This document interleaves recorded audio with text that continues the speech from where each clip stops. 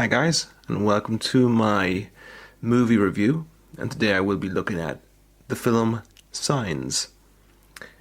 Of course, I have not watched this movie in years, so I'm going to give you a vague remembrance of what I thought of the movie.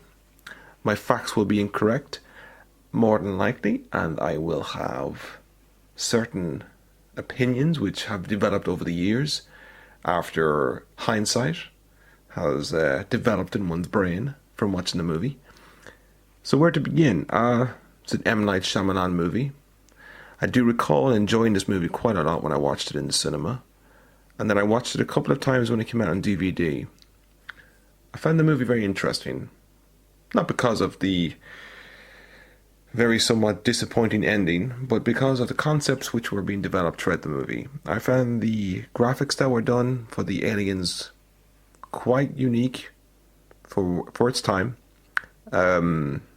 Maybe there was another movie at the time that had similar graphics, but I wasn't aware of it.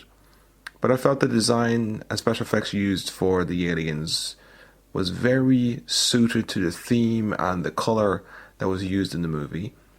So there wasn't a detachment of, the aliens themselves and the actual backdrop that was being used in the scenes. So it always kind of fit together very nicely.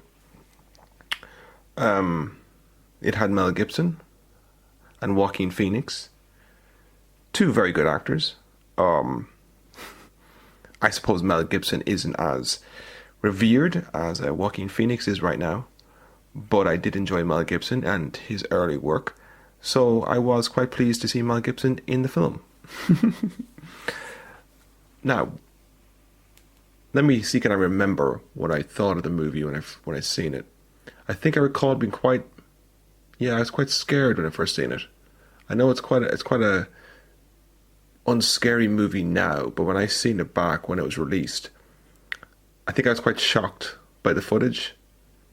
I don't think I was as cynical back then, so it didn't bother me so much about the children and the little sub-story that they had about feeding the dog and it getting sick, and the little boy trying to find books on aliens, and the little girl constantly drinking water. Now, it would bug the living daylights out of me. And more than likely I'd walk out of the cinema. But the more positive version of me in the past didn't mind it too much. Putting that all aside, I am thinking back through the dust balls of my memory. Yes, I'm trying to recall now. It's all coming back to me now, flooding into my mind. I found the performance of Mel Gibson, the character that was given to him, it was okay. The priest who no longer believed in God because, his wife died in a very brutal way. If I recall correctly, she was pinned behind a car and was having vague memories of her past or something like that. And I must say that was kind of funny. I love how she said everything that needed to be said to Mel Gibson so he could remember it in the future to save his family. Was she psychic? Do you have to be pinned between a tree and a car to connect with God so you can perceive the future? I don't know. But she seemed to have developed powers before she died. I often find it fascinating, though, the prospect that it only took one event for Mel Gibson's character to give up on his religion. Was he a very good priest up to that point? I don't know, because he seems to have just given up very fast. I didn't think fate was so shakeable, especially since he seems very devout otherwise and very angry about it. So he's very passionate. So you can tell the belief is very strong, but overall it took one single event for his wife to die for him to give up on his faith.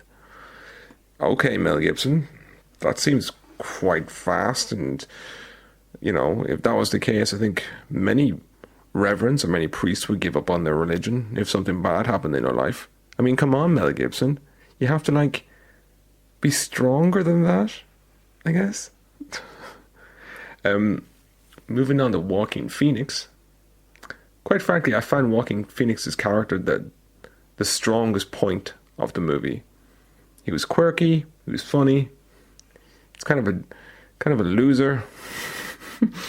But like, you know, he brought a spark of humor to the humorless movie that it was, especially when he tried to join the military.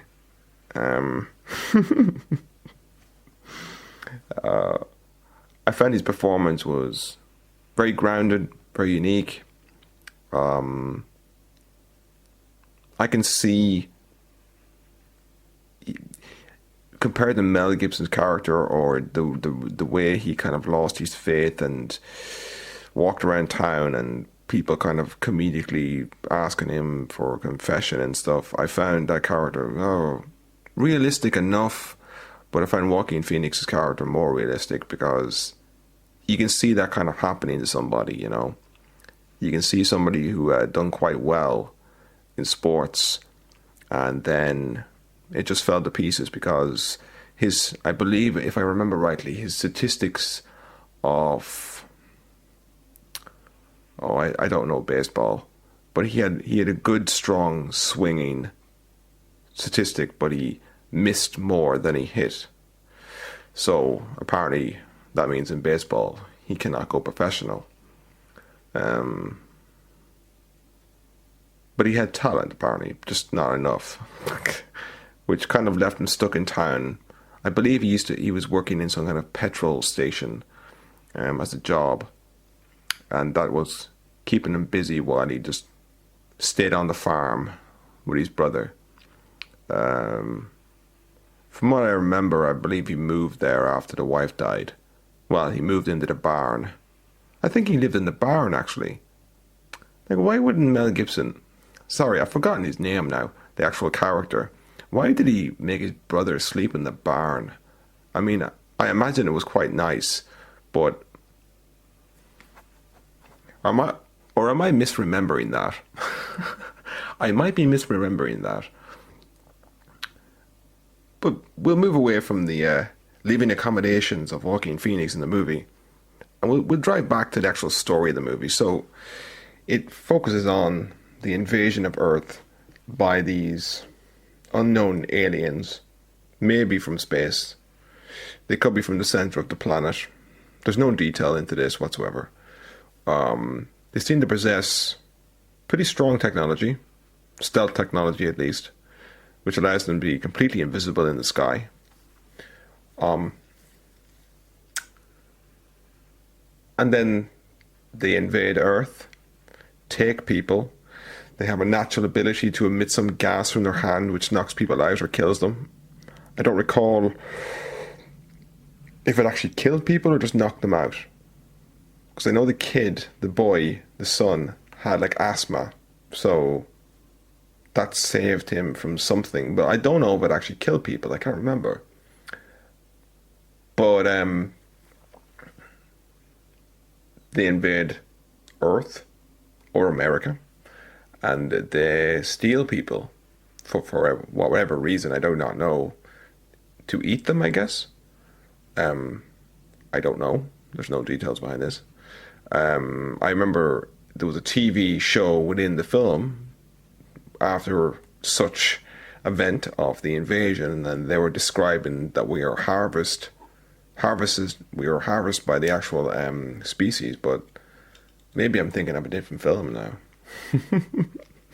See, it's a vague memory of the review. It's a vague memory review of the film Signs.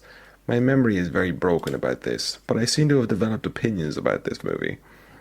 So yeah, they invade, and then we realize in the very end that they can be destroyed by water. Now, I think we can all agree, and I think there's been many reviews since and many opinions since, that it was quite stupid of the aliens to invade a planet that was covered in water if your greatest weakness was water. However, maybe they didn't have much of a choice. maybe there's not many worlds that have life without water. So, but then again, humans are like a certain percentage of water, 80 to 90% of water, so kind of a stupid species to attack as well. What are you going to do? Dry out the humans and then eat them? I mean, if you're affected by water, if you cut a human body, blood's going to come out. There's water in the blood, so you can't cut them. So that they physically can't cut a human when they kidnap them or try to eat them or do whatever they're doing with them. So they can't be operating on them, or they can't be using the human parts for any kind of given food source because there's water in it. So I don't understand why they came to our planet. Like, they could have, it's a very confusing concept, and I know that's probably the point of it. There's a big mystery behind it all, but it never made any sense. It's a shame, because although it's a clever idea, it's full of mystery, I think they could have just went for a very straightforward reasoning that the aliens took humans to feed on them, and the ending was not the fact that they were, massively allergic to water, or water killed them, then it was something else. Is it the case that M. Night Shyamalan just kind of like couldn't think of a twist that didn't involve water? I mean, the film up to that point, up to the very end, when water was decided to be the weapon that killed them, it was decent. It was decent. It was shocking. It was surprising. It kind of had you on nerve because of the effects that they used, and especially with that whole radio thing and the ticking. That was pretty cool. They could have used a classic science fiction ending for that, though. They could have used anything else but water, because it's just such a stupid concept for a species, for their weakness as a species to have, since everything on this planet is water. Everything's in it. Like, the grass would have been wet. The soil they were running on through all the corn and stuff would have been wet.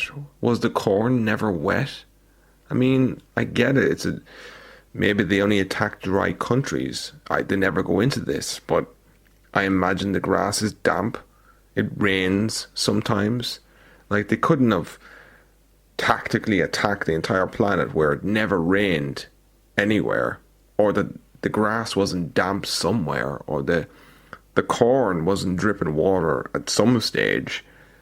Anything, it's such an implausible weakness to have as a species. And also, why would they naked? If your weakness is water, and biologically you know that you're on a planet full of water that can damage you, my God, wear a spacesuit. I think this is where the theory came that they were demons, and that water on the planet was like inherently blessed by God, and that's why it burned them. They were like vampires or something like that. But still, even if you're a demon, you're not going to make it through a patch of grass or damp soil or anything like that to take humans, because there's water everywhere.